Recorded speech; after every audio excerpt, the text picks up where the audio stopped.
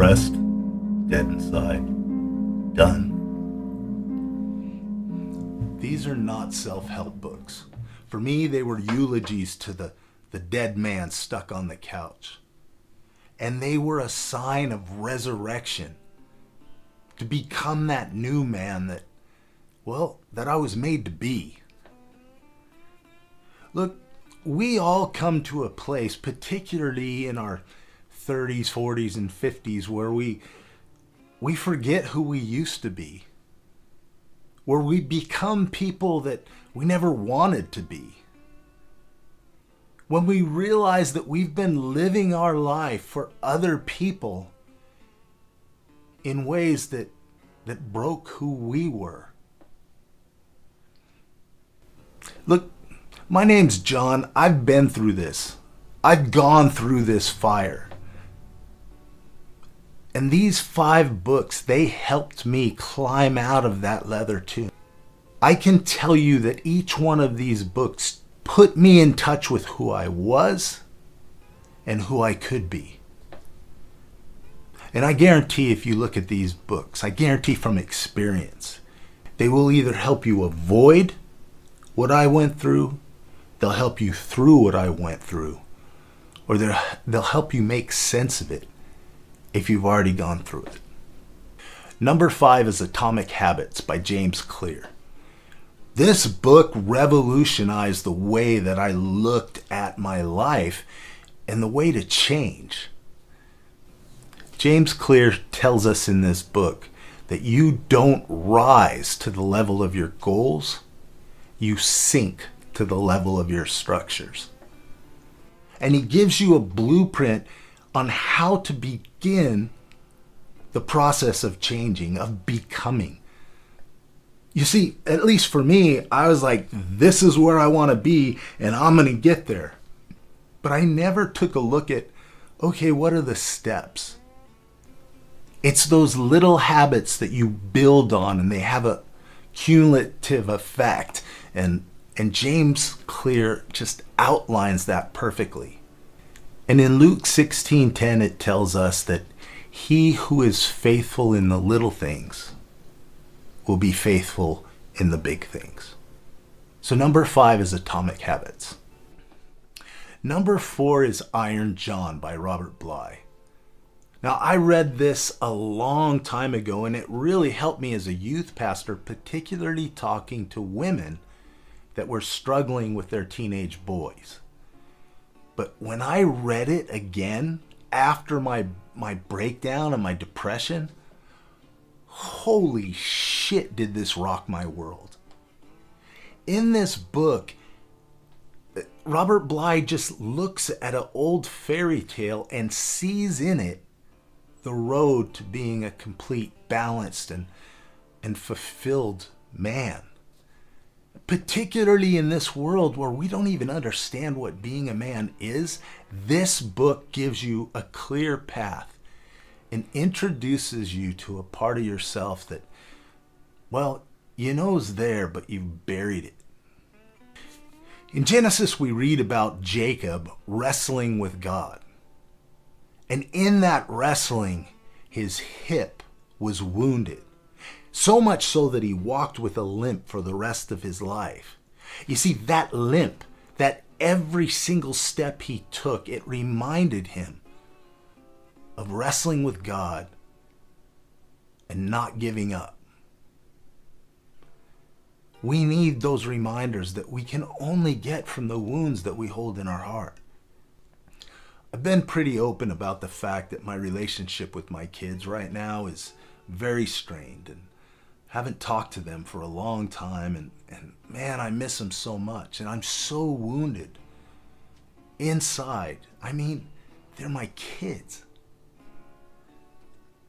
But the crazy thing is out of that wound, out of that hurt heart, I began to realize that, well, I wasn't hearing them before that. Not really. I wasn't connected to them the way I would like to be. And I also realized that we so often completely ignore our Father in heaven. We don't talk to him. We don't listen to him. We don't share life with him. It's just become a thing we do on Sundays that doesn't really make a lot of sense with the rest of our life. Iron John shows you how your wound actually becomes the beautiful part of who you are.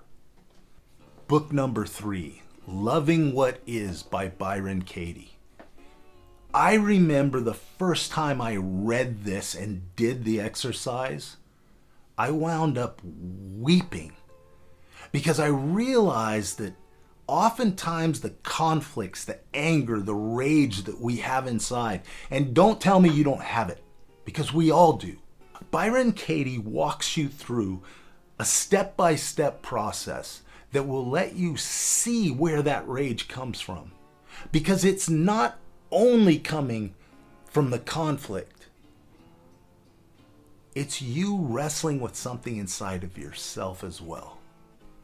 This book really changed my life. 2 Corinthians 10:5 says that we're to take every thought captive. And in this book, I learned how to do it. I was going through a time where I thought, my wife doesn't respect me. And it was tearing me up inside. My wife doesn't respect me as a man. She doesn't respect me as a husband. She doesn't respect me as a father. I was alone on a mountain in a tent, just focusing on what God wanted in my life. And I did this process. And through that process, I realized that I don't know if my wife respects me or not. I think I do, but I don't really know. The reason why it was really bothering me whenever I saw something that I interpreted as disrespect,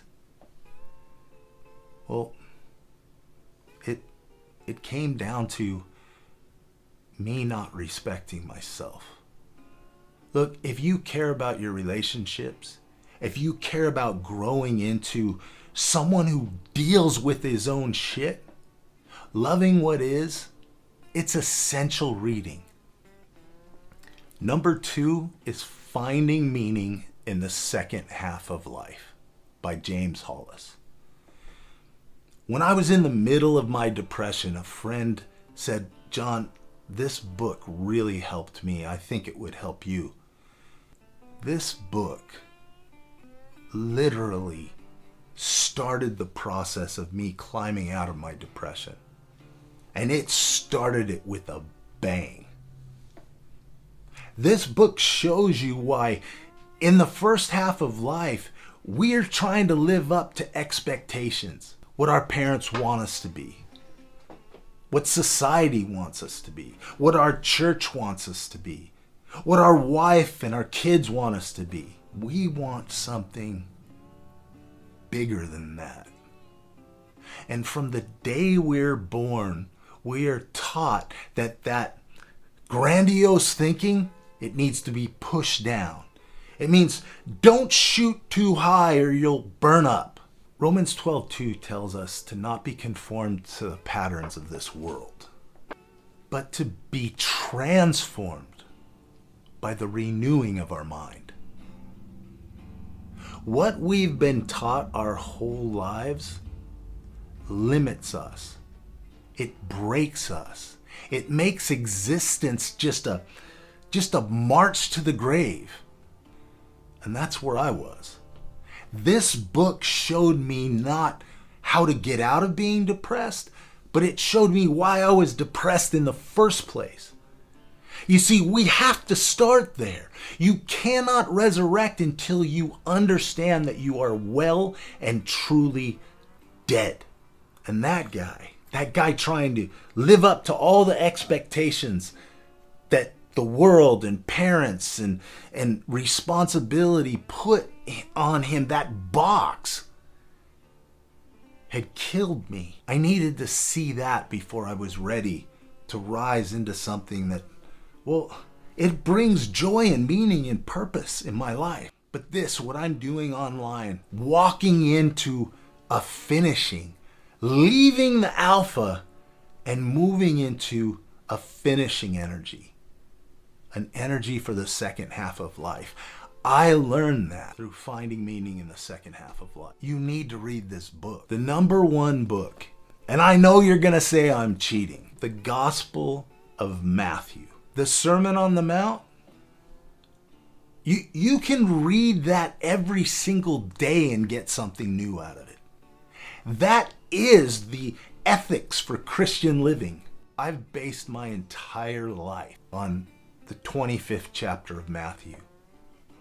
Whatever we do to the least of these, the humans that we don't like, the humans that embarrass us, the humans that aren't productive anymore, whatever we do to them, we're doing unto Jesus. And whatever we don't do for them, we're not doing it for Jesus. You see, Jesus is in the face of the unwanted. If you want to see the eyes of God, look at those that are suffering. Sit down with them. Look into their eyes and hear their stories.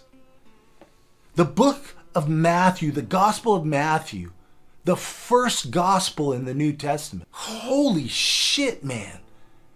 If you really read that, if you study it, if you digest it and let it get in, that will challenge every single thing you believe about God, what you believe about Jesus, what you believe about life in this world. The Gospel of Matthew changed and continues to change my life. When it comes to how I spend my money, when it comes to how I treat people that I don't like, it actually called me to sit in a park with homeless people and eat breakfast every Sunday for 5 years. And I'll tell you, it might seem weird. You might not believe it, but I learned more about God's love for me eating a breakfast burrito, sitting next to a woman who shit her pants in the middle of breakfast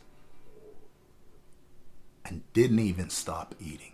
Gospel of Matthew can call you to levels of uncomfortability that are so deep that you have to rely on God. Most important book I ever read was the Gospel of Matthew. So here's the 5 again. Atomic Habits, Iron John, Loving What Is, Finding Meaning in the Second Half of Life, and the Bible, specifically the Gospel of Matthew. Those are the books that walked me out of my depression. Those are the books that began a resurrection in my life that I'm living in. I feel purpose and meaning and a real goal for how to end my life. Wait, I said that weird. How to finish my life. Look, these books aren't just for people that want to feel better, that want to feel better about themselves, that want to feel like they're starting to grow up. These books are for people that are thoroughly exhausted with the way they've been living. People that have lost people that have forgotten who they really are inside. These books will change your life. And I want to ask you to do me a favor. Buy one of these books. Buy the Audible of one of these books. Or if you got the guts, all 5 of them. You might already have the Gospel of Matthew laying around. Read these books. Digest these books. And if you don't mind, using one of the links down below to get this book in paper or Audible, it'll help me keep doing this.